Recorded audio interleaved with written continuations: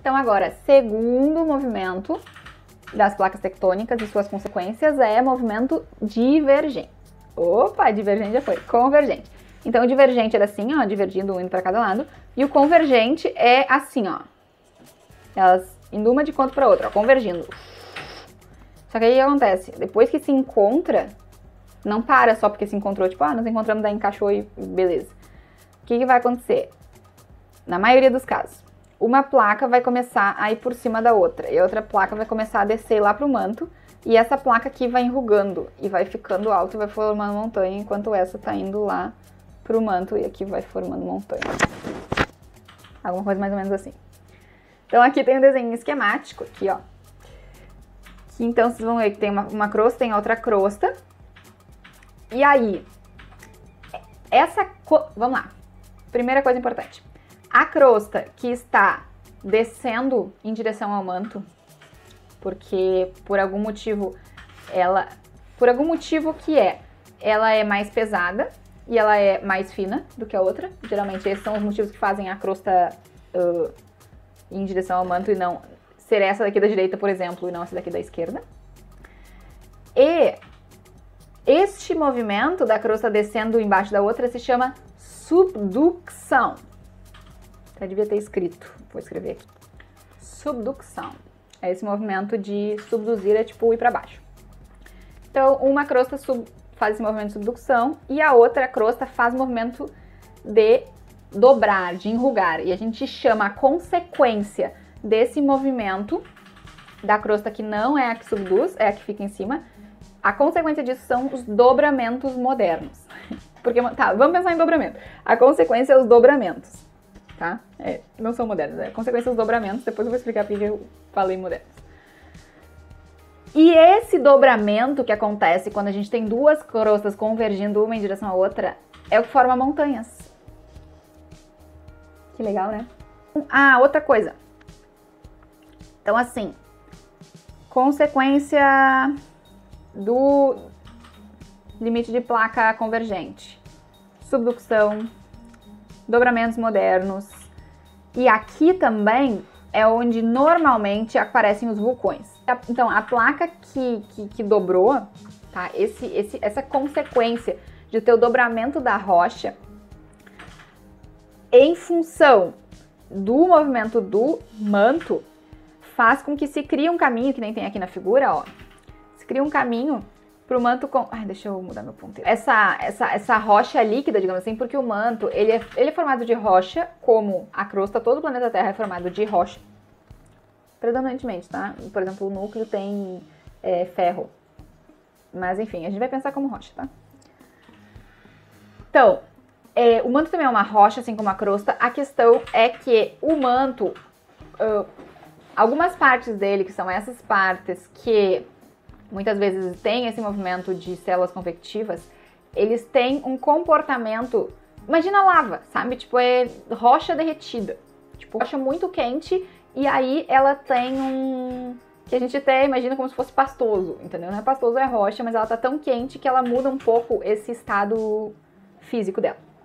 Então, o manto consegue, então, vir aqui na crosta e sair lá na superfície, por exemplo, na forma de vulcão, e às vezes ele não sai, tá? Às vezes ele só atinge aqui algumas coisas dentro da crosta e não chega a sair para a superfície. Quando ele sai para a superfície, a gente chama de vulcão. Porém, então percebam que frequentemente, muito frequentemente, os vulcões vão estar associados aos mesmos lugares onde a gente tem montanha, porque o fenômeno que gera o vulcão na grande maioria das vezes, é o mesmo fenômeno que gera montanha, ou dobramentos. Tá, e por que eu me confundi com modernos naquela hora? Porque assim, este movimento de convergência sempre vai gerar dobramento. Só que o que acontece? Quando já faz muito tempo que isso aconteceu, muito tempo falando em termos de planeta Terra, ou seja, algumas centenas de milhões de anos atrás, e aí aconteceu, formou a montanha, mas já não existe mais aquela célula convectiva do manto. Já, às vezes, o negócio não tá nem mais no mesmo lugar, já mudou, porque já abriu em outro lugar, já fechou em outro. Então, o que era montanha há centenas de milhões de anos atrás, hoje pra gente pode ser, por exemplo, um planalto. Então, tudo que a gente considera montanha hoje são dobramentos que aconteceram relativamente recentemente no planeta Terra. E quando é relativamente recentemente, eu quero dizer com algumas dezenas de milhões de anos, e não centenas, por exemplo, ou milhares de milhões de anos. Beleza. Então é isso, tá? Então, assim, a consequência do movimento divergente é dobramento, só que as montanhas que a gente tem hoje, a gente chama de dobramentos modernos, porque elas foram criadas recentemente na história do planeta. Outro ponto importante. Existe uma consequência de movimento de placas tectônicas que acontece em todas elas, em todos os movimentos. Acontece essa consequência. Pensa aí qual é. Pode falar no chat se quiser. Vou dar 5 segundos. Terremoto. Então, assim, o que é terremoto? Terremoto, gente, é a propagação... Ai, voltou o bicho andar, amor. Tá demais? Você assassina aí. A propagação da força, como é que eu vou dizer assim, da liberação de tensão, ou não liberação, ou da geração de tensão, quando a gente tem movimento de placas tectônicas. Então, pensem. Primeiro movimento, a placa tá abrindo. A placa tá abrindo, galera. Vocês viram, né? Que tu tinha um continente fechado e aí tu abriu a América e a África, por exemplo. Tu acha que isso é de boas, assim, é tranquilo, suave, separou. Claro que não, isso é tipo atrito e tal, vai, movimenta as coisas, reajeita. Então, terremoto. Porém, o movimento divergente, não, movimento convergente, falei errado, de novo. Movimento convergente é o que vai dar os maiores terremotos, porque tu imagina, se tu já vai ter terremoto quando tá separando, ou quando tá uma em direção à outra, tu imagina quando tá uma placa contra a outra e se uma descendo e a outra, daí são os piores terremotos, tá?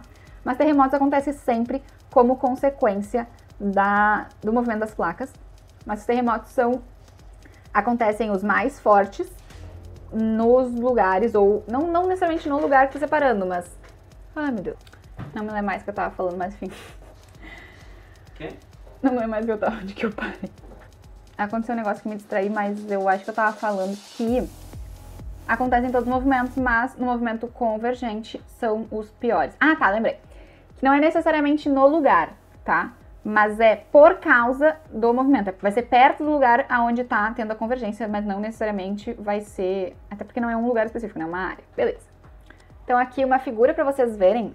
Esses dobramentos modernos que eu falei que são as montanhas que a gente tem hoje em dia, que são decorrentes do dobramento da crosta mesmo, né? Desse movimento dela se empilhar, se dobrar, enfim.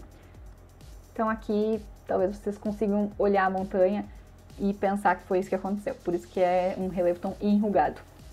E tão grande, né? Porque tu imagina uma crosta batendo com a outra e subindo, uma coisa muito louca. Beleza, só que no caso do movimento divergente... Ai meu Deus, por que será que eu tô errando todas as vezes? Convergente, ele tem uma particularidade, que é o seguinte: quando a convergência se dá entre uma placa tectônica de continente e uma placa tectônica de oceano, e elas convergem, a de oceano ela sempre vai ir para baixo, tá? Do que a de continente, porque ela é mais densa e mais fina, então ela vem para baixo. A de continente é a que vai se dobrar. E aqui, ó, vejam na figura. Aqui se forma o que a gente chama de fossa oceânica. Então a fossa oceânica, ela não é uma coisa que acontece assim, aleatoriamente no mar. Ela acontece justamente nesse movimento de subducção da placa oceânica, seja embaixo de uma placa continental ou de outra placa oceânica. Então também, se por exemplo, se junta duas placas oceânicas e uma delas vai para baixo, também ali a gente vai ter a criação de fossa, tá? Então, sempre que um dos lados é crosta oceânica, tem a criação de fossa oceânica no lugar aonde a placa tectônica ou a crosta, enfim, tá subduzindo, tá indo pro manto. É ali que se cria a fossa, e as fossas são as regiões mais profundas do planeta Terra e dos mares, obviamente.